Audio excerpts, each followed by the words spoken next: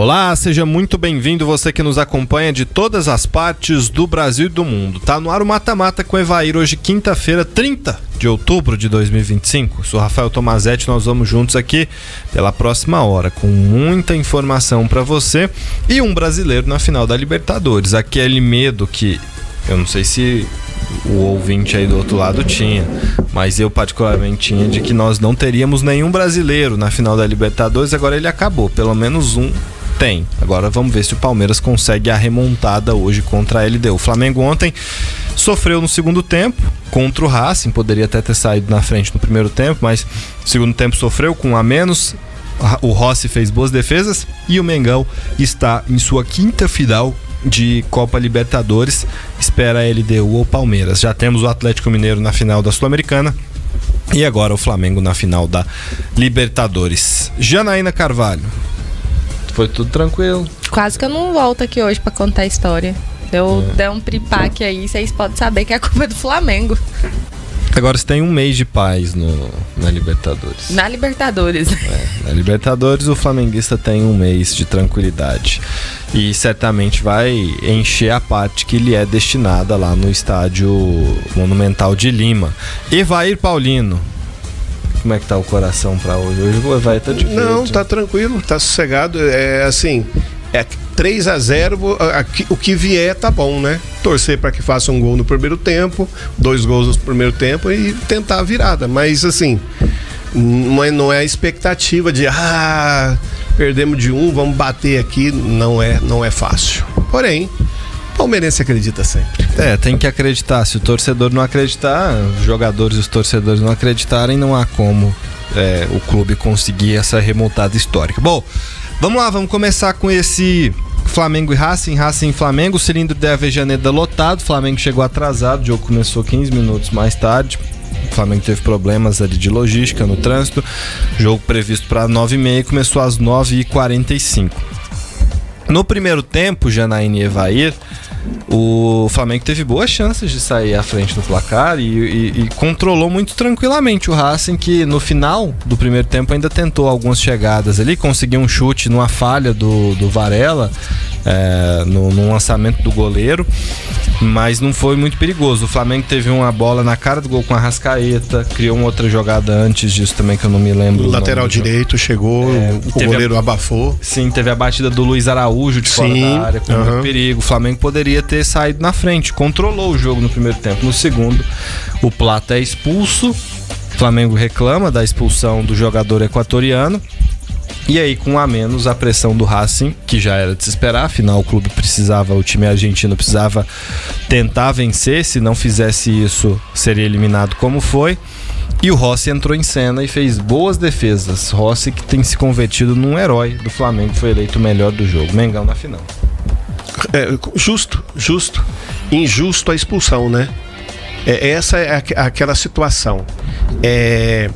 Quando se trata de times brasileiros, as arbitragens contra os brasileiros são ferrenhas, são duras, né? Aí teve uma expulsão do time do Racing, ele foi no VAR e anulou a expulsão. Se ao contrário, ele não teria nem ido no VAR. Entendeu? Essa é a dificuldade que os times brasileiros têm em Libertadores, porque a expulsão do Plata deu um tapinha na perna do cara. Isso é ridículo, né? Se você tivesse amarelo já... Mas ele sofreu a falta foi a favor dele até, teve cabeçada, teve tudo, poderia ter seguido tranquilamente. Ele deu tapinha lá na perna do cara, o juiz, enérgico demais, foi querer aparecer, fazer uma graça, acabou expulsando. Aí sim o Flamengo teve dificuldade. Janaína, o Arnaldo César Coelho chamava esse tipo de atuação da arbitragem de caseira. E foi bastante, né? Porque a gente consegue ver que no lance que ele expulsou o Plata estava deitado, o jogador estava numa distância razoável. E mesmo na hora que ele faz o movimento, a gente não dá para ter uma noção do impacto, porque não tá próximo, né? E não dá para ver, a gente só mensura, né? Mas não dá a sensação de que tenha sido com tanta força assim para dar uma expulsão, né? Talvez se ele tivesse dado um cartão amarelo, era mais aceitável do que uma expulsão por conta disso, né? Outro detalhe sobre a arbitragem é que o Zuculini marcou o juiz o tempo inteiro. O Zuculini, volante do Racing. O jogo todo, do primeiro ao último lance, ele tava na cola do árbitro, ele corria atrás do juiz e falava, eu não sei como é que ele não foi expulso.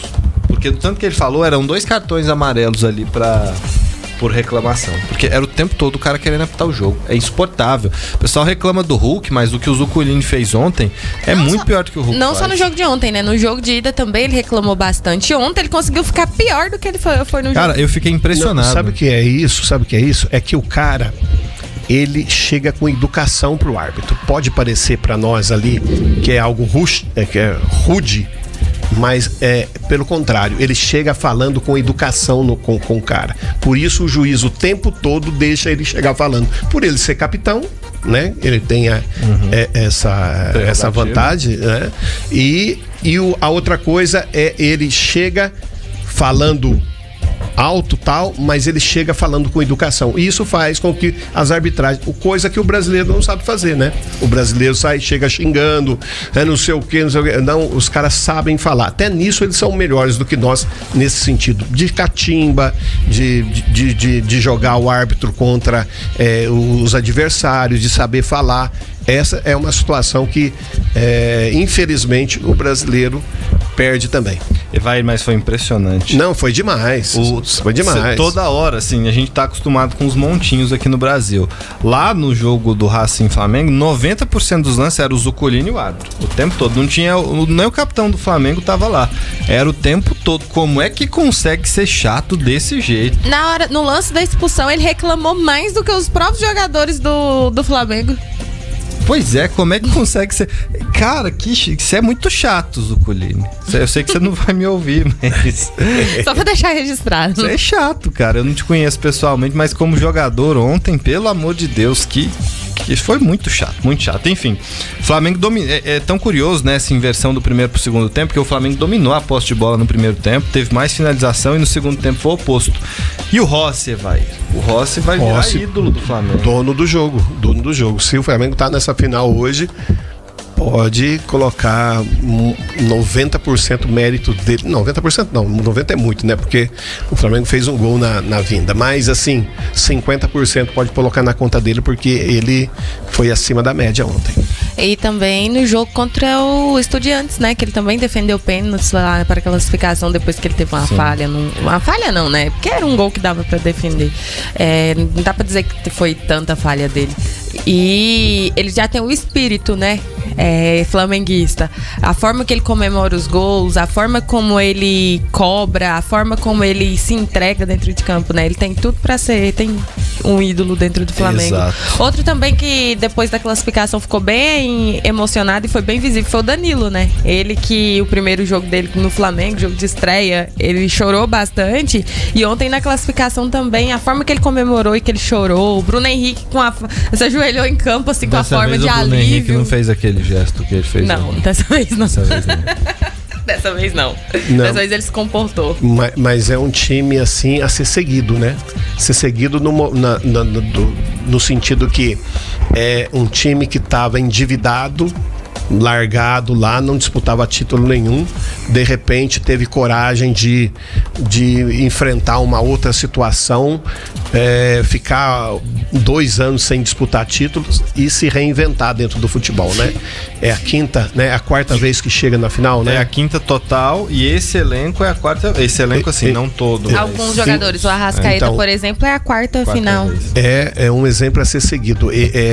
Flamengo e Palmeiras tem essa coisa, né? De organização, e tem dado certo. Só não vê quem não quer, né?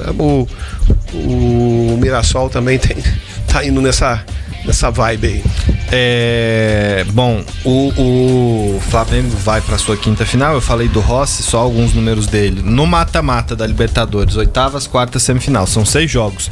13 defesas importantes pro Flamengo, 8 delas dentro da área. Não sofreu gol em 4 dos 6 jogos. E defendeu 2 pênaltis. Acima da média. São números muito importantes. E é engraçado, no brasileiro ele não aparece, porque o Flamengo é pouco atacado. E aí no jogo que precisa, ele tá lá, não tá frio, porque geralmente o goleiro que não participa às vezes pode ficar frio. A gente falou aqui dos jogadores que disputaram finais pelo Flamengo. A primeira final desse ciclo do Flamengo foi em 2019 contra o River Plate lá em Lima. 2-1, a virada no finalzinho com 2 gols do Gabriel Barbosa, o Gabigol. A escalação daquele time era bem diferente do que é hoje, mas muitos jogadores ainda estão vinculados ao Flamengo, seja na comissão técnica, seja recentemente estiveram ou estão no elenco. O time titular era Diego Alves, Rafinha, Rodrigo Caio, Pablo Mari e Felipe Luiz. Rodrigo Caio hoje é membro da comissão técnica e o Felipe Luiz é o treinador. William Arão, Gerson, que estava no Flamengo até outro dia, Everton Ribeiro, Arrascaeta, hoje está no Flamengo ainda, Bruno Henrique também está no Flamengo e Gabigol. Então, do time que jogou lá, a gente pode ter o Bruno Henrique e o Arrascaeta como titulares. Não sei se ele vai escalar o Bruno Henrique como titular, evidentemente, mas são 2 jogadores que foram titulares em 2019 e estão no elenco do time que chega à final agora. E no caso tem o Felipe Luiz de fora também, que é importante ressaltar. Uma curiosidade aqui, enquanto você lembra o que você ia dizer, né? Que o Flamengo é o segundo clube brasileiro a avançar para 3 finais de Libertadores em um intervalo de 5 anos, né? 21, 22 e 25. E o outro time que alcançou esse feito foi o São Paulo, que foi em 92 e 94. Que é o time brasileiro que até pouco tempo dominava as tradições em Libertadores. O que eu ia dizer é que é a 7ª temporada seguida que a gente tem um brasileiro na final. O Flamengo vai buscar seu 4º título. Tem 3 conquistas. E tem um fato curioso que eu vou deixar para contar para vocês depois do intervalo.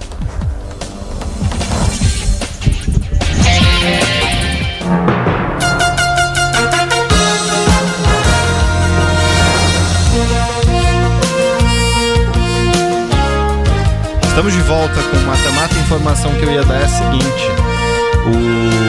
o Flamengo vai para sua 5ª final de Libertadores, mas só 2 jogadores marcaram gols em finais pelo Flamengo. Não, ele tá indo para 5ª final seguida? Não, 5ª final total. Mas 4 nessa era e uma lá quando ganhou lá. Quem é o cara? O Zico fez os primeiros gols contra o Cobreloa. E o Gabi, que inclusive postou nas redes sociais dele ontem o gol que ele fez contra o Racing e escreveu lá, né, que a história não pode ser apagada. Acho que ele sente saudade do Flamengo, só acho. Eu fico imaginando a torcida do Cruzeiro, ele sentadinho no banco ganhando 2 por mês. E fazendo declarações pro Flamengo. Já pegou muito no pé dele por isso, mas é incrível, né? O time vai pra 5ª final e só 2 jogadores na história do Flamengo fizeram gols em finais de Libertadores, Gabigol e Zico. É impressionante. É um número impressionante. Por falar dessa trajetória recente do Flamengo, o Felipe Luiz, que em 2019 era lateral titular do Mengão e é hoje treinador, comentou um pouco dessa saga rubro-negra nos últimos anos. 5 finais, 4 finais em 7 anos. Estamos extremamente felizes por alcançar mais uma final de Libertadores. O Flamengo tem 5, com a de hoje, finais na sua história. 5ª final da história do Flamengo. E tem jogadores desse elenco que vão jogar a 4ª. Eu também. Futebol é muito rápido, né? Mas meu objetivo é estar nessa minha 4ª final. 3 como jogador e uma como treinador. Na qual me deixa muito orgulhoso. Muito orgulhoso. Pessoas que realmente fazem tudo pelo Flamengo. Realmente, pessoas que desde que cheguei aqui, em 2019, o Flamengo tinha uma final. Uma final. Eu sozinho não fiz nada. Mas fiz parte desse processo que começou lá em 2012, 2013 e que nos permite disputar mais uma final de Libertadores. Estou muito orgulhoso dos meus jogadores. Hoje foi uma vitória de um time com alma, de um time competitivo, aguerrido e que sabe jogar ante todas as circunstâncias contra qualquer adversário. Um time que sabe jogar Libertadores. Um time que sabe o que quer. Um jogador que é multicampeão. Jogadores que são multicampeões são os jogadores mais ambiciosos. E meu grupo tá cheio, tá recheado de jogadores multicampeões. E nós estamos muito felizes de estar nessa final e vamos Tem muito caminho até lá, mas vamos desfrutar muito desse momento. Tá aí o Felipe Luiz, que pode ser campeão da Libertadores com o Flamengo como jogador e como treinador. E os feitos dele como treinador são muito relevantes, né? Porque conseguiu ganhar uma Copa do Brasil, aí esse ano já ganhou a Supercopa, ganhou o Carioca, agora chega na final da Libertadores. Acho que o saldo é mais positivo do que negativo, Tá né? na briga pelo título brasileiro. Sim, ainda, né? acho que o único que onde se esperava mais era na Copa do Brasil, né? E que saiu, no meu ponto de vista, cedo da competição. Mas tem explicação também, né? O time tinha como foco a Libertadores e o brasileiro. E assim, é mata-mata. Você pegou um Atlético Mineiro em casa, conseguiu marcar bem, fez 1-0 e até ganha fora, até consegue reverter fora, mas perde nos pênaltis. Foi diferente do que aconteceu contra o Estudiantes, por exemplo. Eu acho que foi até benéfico, sabe? É muito jogo demais. Ia ficar pior ainda. Cansativo, né? Já é ruim. Já é loucura, né? Disputar 3 campeonatos, ser campeão é muito difícil. A gente não vive no mundo do what if, no e se, mas eu fico pensando como é que a gente trata, como é que os torcedores do Flamengo iam tratar o Felipe Luiz se tivesse sido eliminado ontem. Estavam reclamando porque foi eliminado na Copa do Brasil, teve alguns jogos no Campeonato Brasileiro onde empatou, teve derrotas e a torcida já estava chiando. Imagina se é eliminado. Sim, eu fico a pensar se poderia pôr em xeque até a renovação dele, porque por mais que tenha ganho títulos no início do ano, poderiam dizer que foi um ano fracassado. Mas aí vem muito do que a diretoria quer de sequência, né? Pra dar sequência no trabalho. Porque imagina se todas as vezes que a torcida do Palmeiras pediu a cabeça do Abel, a diretoria tivesse mandado ele embora. Porque o torcedor do Palmeiras também reclama do Abel, tem vezes... O torcedor do Palmeiras pediu a cabeça do Abel quinta-feira passada. Pediu a cabeça do Abel no Campeonato Paulista, pediu a cabeça do Abel quando perdeu pro Flamengo. Quinta passada. Também. Vocês estão exagerando agora, demais. Não, Palmeiras. Você não acompanha. Imagina, o torcedor do Palmeiras é tranquilo. Não faz isso, não. Você vai ler o que disseram do Abel depois do 3-0 lá no... É bem típico do palmeirense isso, viu? O italiano. O italiano, ele é desse jeito. Ele é 8 ou 80. Ele é amor ou ódio. Não tem jeito. Então ele, se não perdeu, eles querem ver sangue. Não, e eu acredito assim também que vai muito do que a diretoria tem de planejamento, né? Se quer um trabalho duradouro, até porque os resultados não são ruins. Óbvio que uma eliminação, o Flamengo sem chegar na final, ser eliminado pro Racing, que é um time inferior, seria um baque. Mas acho que não o suficiente de mandar o treinador embora. Mas todo time hoje na América do Sul, praticamente todo, você pode colocar o Palmeiras ali mais ou menos pau a pau por conta do trabalho do Abel, que é mais longevo. Mas elenco por elenco, todo mundo é inferior ao Flamengo. Não, sim, né? Aí se for levar em consideração só em questão de ter um elenco melhor, achar que vai ganhar tudo, não vai ficar treinador nenhum. E também, mesmo que faça um trabalho como fez Sir Alex Ferguson no Manchester United, você não vai ganhar tudo. Não ganha tudo, não tem como. O Ferguson não ganhou tudo com o United. Ele ganhou muito, mas ganhar tudo não é possível. Não é possível. Não dá. O Real Madrid não ganha tudo. Então não dá pra você. Não tem como. É impossível. O Abel no Palmeiras não ganha tudo. Quem for que vá ficar não vai ganhar tudo. Não vai ganhar. O Abel ganhou muitos títulos nessa caminhada dele. Que mais venceu com o Palmeiras. Só porque quantos também já perdeu nesse trajeto? Aí se for olhar só por questão de ser eliminado de uma competição, não vai parar treinador nenhum em time nenhum. Só de rescisão de contrato de treinador por ter mantido o Abel. Já economizou uma nota. Já economizou muito e muito dinheiro aí. Porque se você pegar o Corinthians, na era do Abel, o Corinthians já deve ter tido uns 15 treinador que passaram por lá. Então, é tudo assim, é fanatismo, a gente entende, mas não chega precisa. Uma hora, pelo menos a diretoria tem que ter um bom senso. Não precisa nem ir lá no Corinthians, né? Que o Corinthians não tem elenco e agrega N motivos, né? Com exceção lá do Memphis e Yuri Alberto, o elenco é muito limitado. Mas quantos treinadores já passaram pelo Flamengo nesse período do Abel lá no Palmeiras? Quantas multas rescisórias milionárias o Flamengo já pagou nesse período. É um gasto muito alto por falta de paciência, por falta de querer esperar que um trabalho dê resultados. Nesse período que os brasileiros chegam à final em todos os anos, 7, os argentinos chegaram à final em 2 anos. Em 2019, o River contra o Flamengo, e em 2023, o Boca contra o Fluminense. E outros times do continente, não brasileiros e argentinos, de outras nações, não chegam à final de uma Libertadores desde 2016. A LDU tenta quebrar isso hoje. A final em 2016 foi entre Atlético Nacional, da Colômbia, e o Independiente del Valle, do Equador. E aí pode ser que hoje a LDU quebre esse tabu de 9 anos já sem um time não brasileiro e não argentino chegar à final da Copa Libertadores. E os argentinos estão naquela, né? Estão mal. Mal já há algum tempo. Mal.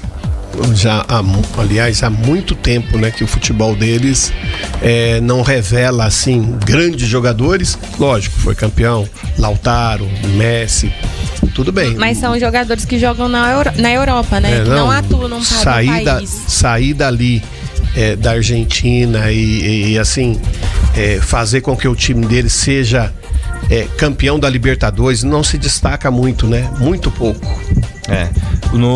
Na Argentina pro ano que vem já está classificado para a Copa Libertadores o Platense, que vai jogar pela primeira vez a Libertadores em sua história, porque foi campeão do Apertura. Lá o campeonato voltou a ser dividido em 2 partes, 2 títulos no mesmo ano, né? O Apertura e o Clausura.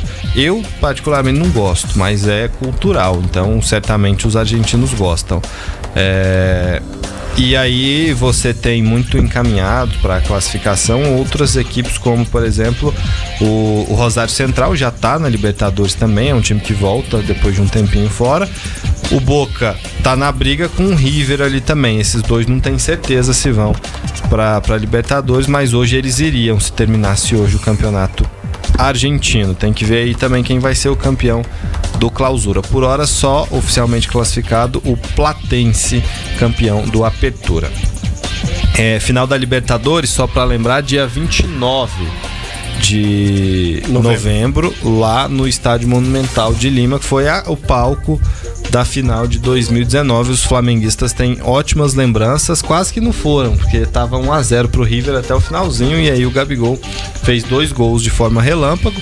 Eu não quero nem imaginar o que a Janaína fez, porque até ali ela não conhecia o sabor de um título da Libertadores. Deve ter... Gente, foi muito curioso. Eu tenho o meu avô, deixa eu olhar o tempo antes de eu contar a história. O meu avô, ele gosta de futebol só porque ele não é fanático por nenhum time. Mas ele é muito anti-Flamengo. Se tiver o time do Terrão jogando e o Flamengo jogando, ele vai torcer pro time do Terrão. Como a maioria dos brasileiros. Sim. Quando é porque você ama, você odeia. Não tem meio termo. Aí quando o River fez o primeiro gol, ele me ligou e eu não atendi. Quando o Flamengo venceu, que marcou e virou, eu liguei de volta pra ele. E eu tava num barulho. E eu falei um monte de coisa pra ele, que eu não me recordo todas, mas minha mãe me recorda bem. Que a minha mãe ficava bem assim, misericórdia, ainda bem que essa menina tá longe. Meu Deus, quase estragou a relação neta e avô. Não, ele só ria, porque ele ficou pegando no pé quando ele faz muito isso, né? Então, em geral, nunca tivemos um atrito por conta disso. Só uma última nota, torcedores do Racing usaram notas de real e jogaram no gramado do... Roja? Nome do jogador? Rojas. Isso. Ou Rojo. Tem o Rojas e o Rojo. O outro. Rojas. Isso. Teve cartazes espalhados por toda a cidade pedindo a saída dele, né? Por conta do incidente que teve com o próprio jogador ali no jogo de ida. Com o Sousa, né? Isso. Vamos para mais um intervalo. Daqui a pouco a gente vai falar de Palmeiras, de Brasileirão e de muito mais. Fique ligado.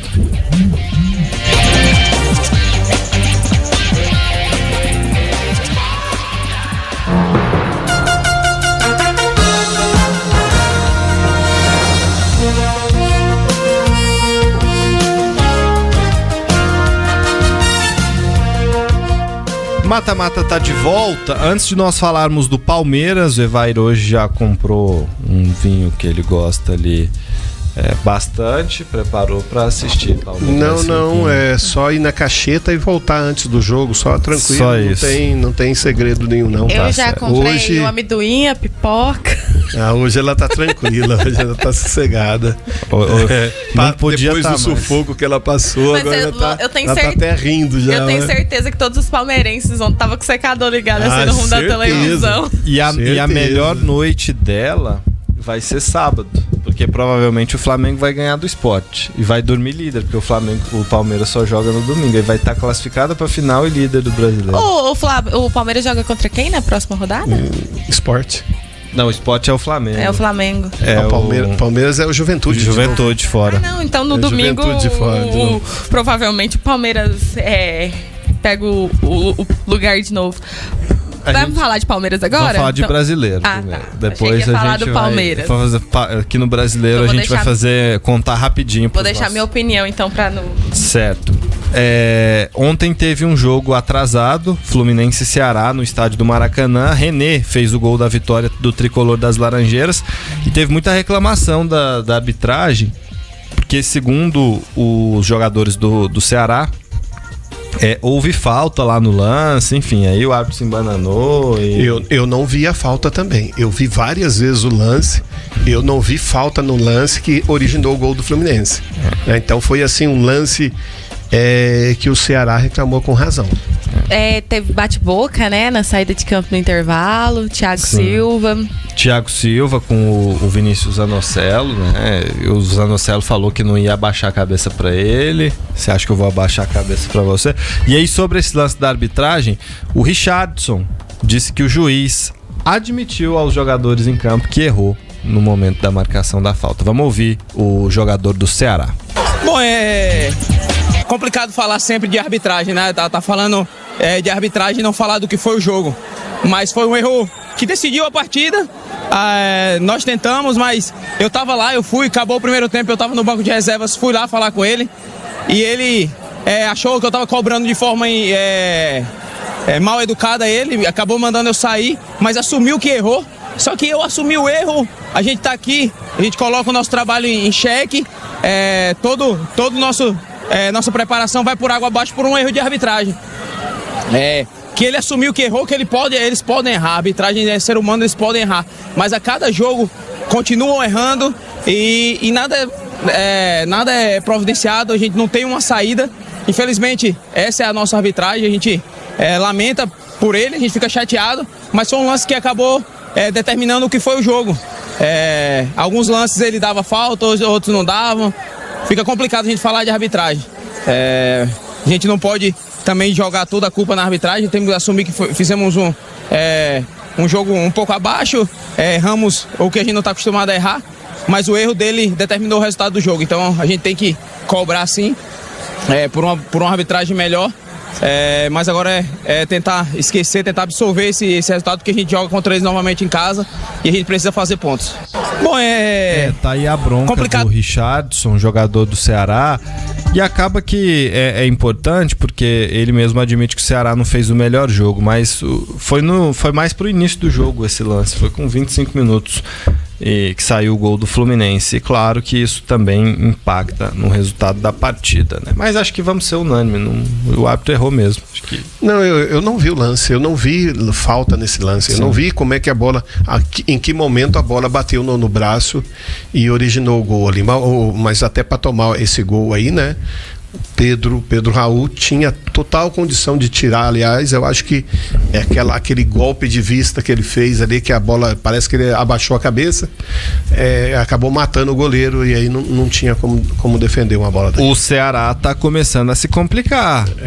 Tá com 3 derrotas consecutivas agora, 4 jogos sem vencer, 1 empate, 3 derrotas. 35 pontos, tá em 14º lugar. E o Vitória, que abre a zona de rebaixamento, está com 31. E agora está todo mundo com 30 pontos. Ali embaixo o Atlético Mineiro e o Santos, ainda, além do Fortaleza, ainda tem 29 jogos.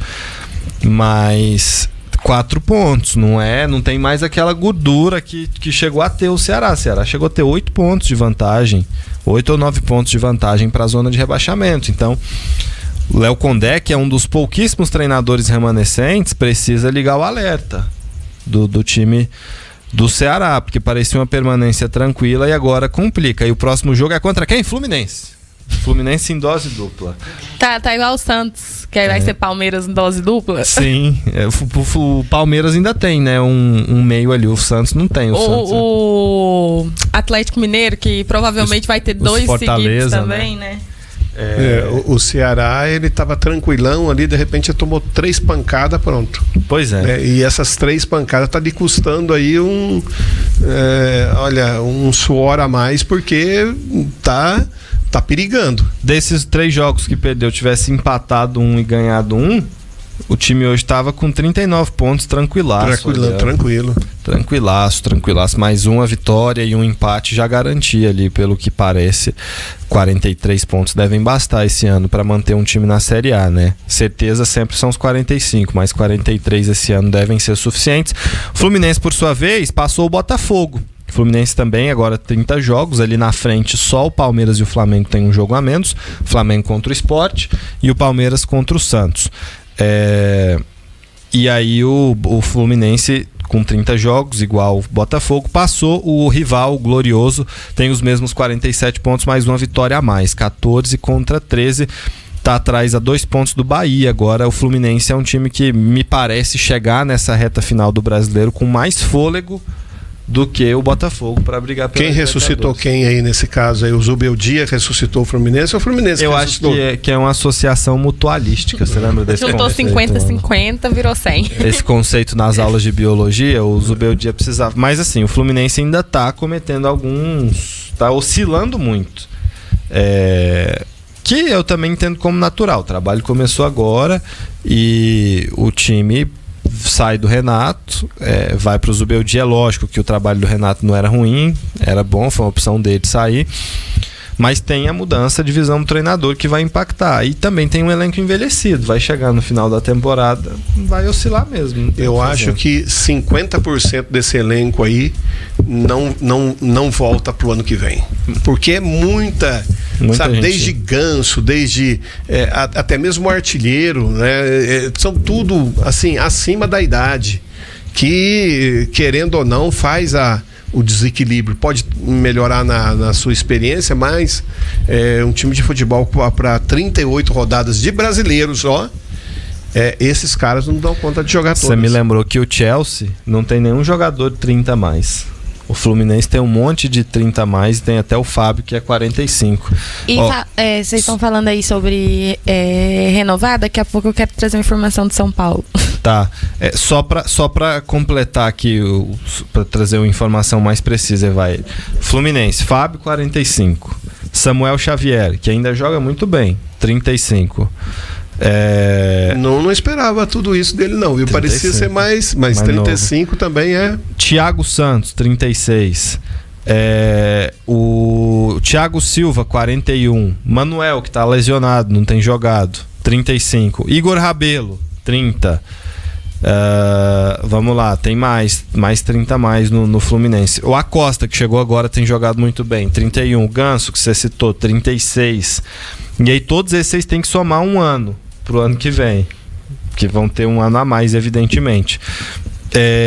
Vamos lá. Cano, 37. Everaldo, 34. Keno, 36. São muitos jogadores. 30 a mais nesse elenco. É inadmissível que seja dessa maneira. O ano que vem precisa ter uma renovação, mas assim, bem brusca, porque não tem como você contar com todos esses jogadores aí, né, da maneira que é. A necessidade, provavelmente foi o Diniz que trouxe. Eu juro que eu tava esperando vocês terminarem de falar pra eu dizer assim, um elenco formado pelo Diniz. Tem o René ainda, que fez o gol ontem, tem 33. 6, 7, 8... Esse aí eu achava que tinha 9, uns 40 já. É muita estrada de chão. 9, 10, 11 jogadores no elenco do Fluminense tem 30 anos ou mais. E a maioria desses 11... tirando o Acosta, que tem 31, e o Igor Rabelo, que tem 30, a maioria deles é 35 mais, viu?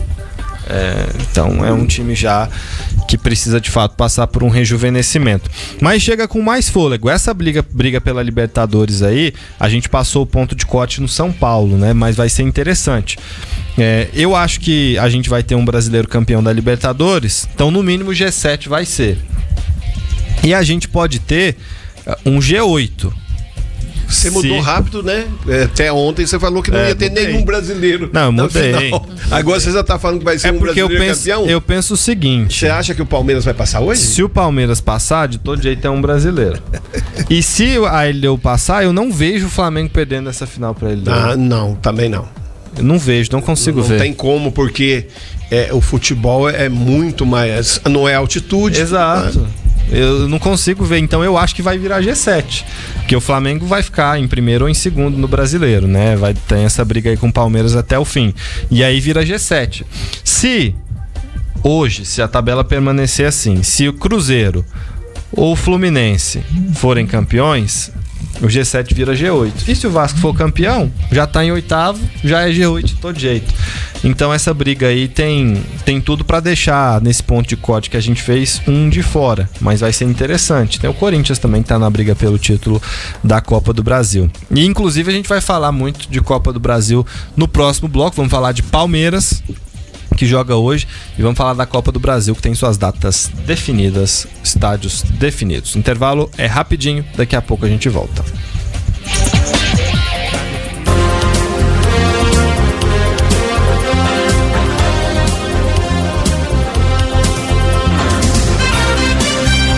O mata-mata tá de volta. E aí, agora é hora de falar do Palmeiras, que será que vai conseguir uma remontada hoje histórica, revirar e reverter um 3-0 que tomou da LDU no Allianz Parque. 9h30 da noite o jogo hoje. Piquerez está de volta, a gente trouxe essa informação ontem, e o Aníbal Moreno deve ficar no banco, mas está disponível. Tem até a possibilidade dele começar jogando. Minha aposta, não começa porque vem de uma lesão. Acho que vai começar no banco, porque minha leitura é que o Abel vai querer intensidade máxima no início do jogo, porque quer fazer 1 e 2 logo, senão o time desanima. Então não vai começar com um cara que estava lesionado, minha opinião. Vamos ver se isso se confere lá na hora do jogo, né? Tem a dúvida na direita, Kelvin Odiai, porque o Kelvin foi muito criticado no jogo de ida lá na altitude. A zaga vai de Gomes, Murilo e o Piquerez volta na esquerda. E aí tem a dúvida, quem vai jogar de volante? O Evair não quer muito o Bruno Fux naquela posição. Não. Mas nos pré-jogos aqui a gente vê ou é ele ou é o Aníbal Moreno, mas pode ser o Martínez também, é outra opção. Tem o Andréas Pereira, Maurício e Felipe Anderson, Flaco Lopes e Vitor Roque. Eu recebi informações de primeira mão que a escalação não é essa. Põe pra gente então, Jonas, a provável escalação do Palmeiras pra hoje. Pai nosso que estás no céu, santificado. O goleiro é o Pai Nosso, os zagueiros são que estás no céu, o lateral direito é o santificado, a esquerda é seja o vosso nome. Vocês estão engraçadinhos, né? Muito engraçadinhos. Olha, vocês. Por isso que tava todo mundo aqui no. Eu só descobri agora. Você descobriu agora? Deixa eu contar aqui uma coisa. Eu tenho fortes indícios de que eu tenho a escalação, né? Deixa eu contar aqui uma coisa. É porque como você sofreu muito na quinta passada e não veio trabalhar a sexta porque você tava chorando. Chorando e pescando. Ele foi pescar a gente pra aliviar o estresse. A gente teve que zoar hoje. Eu vou ter que pescar amanhã, eu acho também. Proibido. Tomazete passa e te busca em casa. E aí? Vamos começar com esse dilema no meio campo. Você disse ontem que o Bruno Fux não. Vai quem? O Aníbal Moreno? Aníbal. Meio baleado. Não, vamos tá meio baleado, melhor. Põe logo o Martínez, né? Deixa ele mesmo. Já não foi bem lá, mas é um cara que ele sabe dar uma proteção boa ali no meio da zaga do Palmeiras. E na direita, Kelvin ou Diai? Eu vou de Diai dessa vez, porque o Kelvin não foi bem e o Diai é aquele que ele gosta de passar mesmo. E hoje é um dia Hoje que precisa. não tem como. Hoje é dia de liberar os dois laterais. E aí o que eu pergunto pra vocês é o seguinte, como é que vai? Qual o modelo de jogo? É ataque total desde o início? Como é que vocês imaginam que é o Palmeiras pra hoje? Tem que ser. Não tem outro jeito, né? Precisa fazer 3 gols no mínimo na partida. E eu acho que se o Palmeiras consegue fazer 1 gol no primeiro tempo, o segundo tempo tem grandes chances de fazer esses 2 gols que faltam para poder levar para os pênaltis. E aí, Evair? Não, é um time que lá dentro da casa, do Allianz Parque, é um time que ele vai pra cima mesmo, né? Já em várias oportunidades lá dentro conseguiu viradas importantes e não vai ser diferente hoje. Ele vai buscar isso o tempo todo. Se vai conseguir é outra situação. Porém é um time que vai se jogar, não tem outra situação para ele.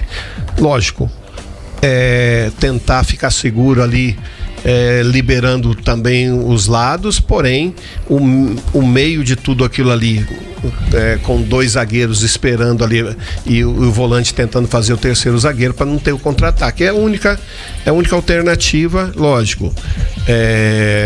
O Palmeiras tem bons jogadores altos, né?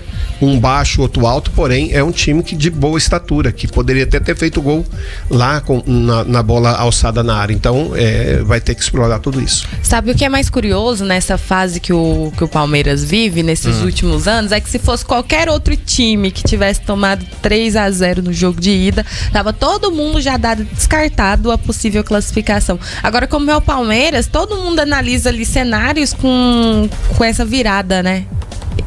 Porque tem possibilidades, tem time pra isso, e tem não é talento? Tem... A palavra fugiu agora da minha cabeça, ela foi embora correndo.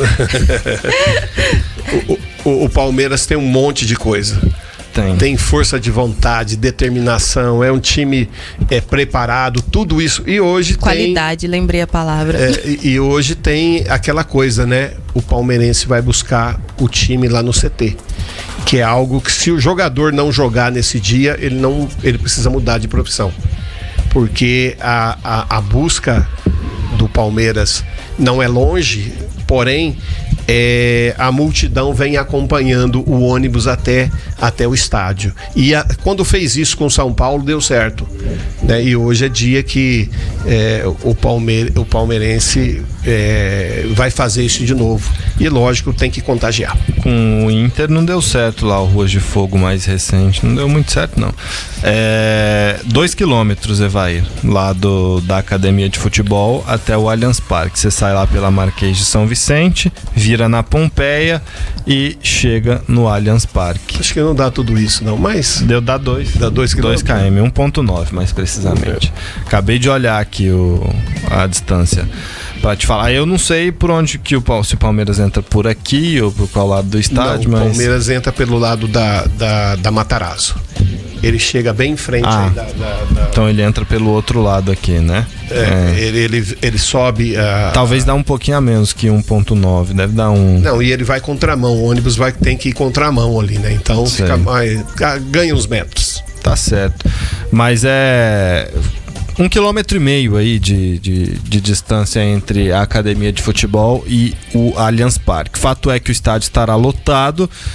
E, bom, a gente tá imaginando um cenário aqui que o Palmeiras faça um gol cedo e aí a torcida vai à loucura, mas tem o cenário também que a LDU faz 1-0, um gol de escanteio, uma cobrança de falta, um contra-ataque, e aí acho que a cobrança começa, né? A LDU vai viver de contra-ataques hoje, né? Vai.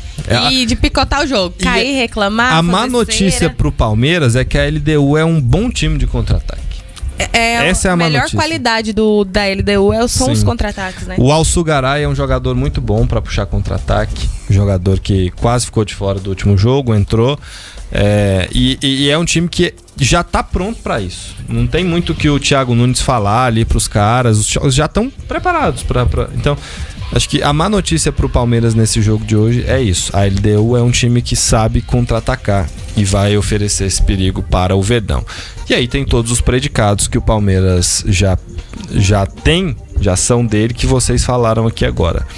Mas é interessante, se sair um gol ali no primeiro tempo, vai ser um jogo legal. Agora, se for pro segundo tempo 0-0, aí já começa a ficar...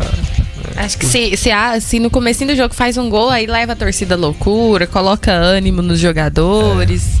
O mais otimista do Palmeiras pensa que vai ser 3-0 no primeiro tempo. Já que tomou 3 lá no primeiro tempo, diz que pode também. Fazer 3 Não, poder pode.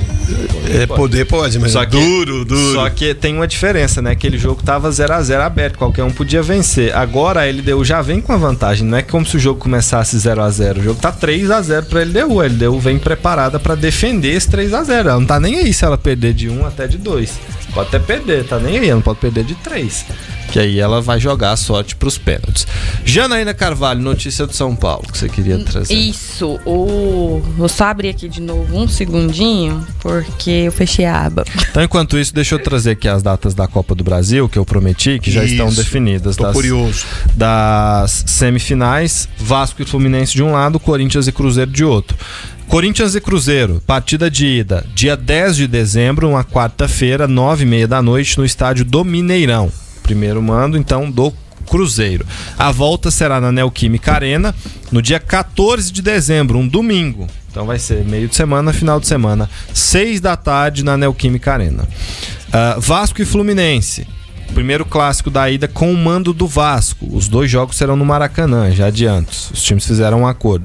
Dia 11 de dezembro, uma quinta-feira, 8 da noite, Vasco e Fluminense no Maracanã. O jogo de volta vai ser no domingo, mais tarde, logo depois de Corinthians e Cruzeiro, com o mando do Fluminense, 8h30 da noite. Então, no domingo, o pessoal pode, quiser assistir Copa do Brasil, começa às 6 da tarde e vai até quase 11 horas da noite com Fluminense e Vasco. Como nós não gostamos de futebol, nós não vamos assistir. Não, a gente não gosta. Vai ser aquela maratona, né? Só o dia todo. Agora trazendo aí a notícia do São Paulo, né? O São Paulo começou a ter reuniões, a diretoria lá, para poder formular 2026, né? E aí, o principal ponto e característica que foi levantado pela diretoria, de forma especial pelo Júlio Casares, é o perfil de jogadores para 2026. Agora, a diretoria quer contratar jogadores mais jovens por conta da quantidade de lesões que os jogadores mais experientes teve aí nos últimos anos, em especial esse ano. E também visando venda desses jogadores para as próximas temporadas. E também outra coisa que vai acontecer é trabalhar em busca de reforços por empréstimos, como o Marcos Antônio e o Enzo Dias, que eles estão ainda em conversa tentando trazer esses jogadores para 2026. Marcos Leonardo. Marcos Antônio. Marcos Antônio já tá no São Paulo, né? Ah, não, é pra vir conforme o Marcos Antônio. Aí pra trazer o Marcos Leonardo também, e o Enzo Dias. O Enzo também é do São Paulo. Sim, aí trazer nessa característica, da mesma forma que são os dois. O São Paulo, que tem o Oscar, era um reforço importante para esse ano, e aí saiu uma notícia essa semana de que ele estava muito chateado, tinha conversado com o círculo dele ao longo do ano, depois dessas sucessivas lesões que o tiraram praticamente da temporada toda, de que cogitava aposentadoria no fim deste ano. Ele tá com 38? 34 é cedo demais. Mas muitas lesões, né? E lesões que indicam um esgotamento físico. Não, e o Oscar tem aquela... A gente tem a impressão dele que ele é um cara muito sério, que é um cara que se cuida muito, né? Sim. E isso atrapalha do lado psicológico, porque você quer estar junto, você quer estar jogando, né? E de repente você não consegue... quando o treinador precisa de você, você não tá, aí passa o diretor com a cara feia pra você, o torcedor te cobrando nas redes sociais. Não, isso aí a gente não conta. O fisioterapeuta não te aguenta mais ver lá no DM. Isso, sabe, causa essa estranheza pra quem principalmente tem esse caráter dele. E ele não joga mais esse ano, né? Não joga. E aí o que ficou decidido? Ele vai esperar os primeiros 6 meses do ano que vem, pelo menos, que vão ser decisivos. Ele não vai anunciar nenhuma aposentadoria, mas se ele continuar com problemas físicos no início do próximo ano, ele deve parar já no ano que vem. Evaí, tchau pra você, até amanhã. Até amanhã, eu não sei se eu venho, mas até amanhã. Janaína, tchau pra você, até amanhã. Tchau, até amanhã. Gente, obrigado pela companhia, pelo carinho da audiência. Amanhã a gente tá de volta aqui no Mata Mata.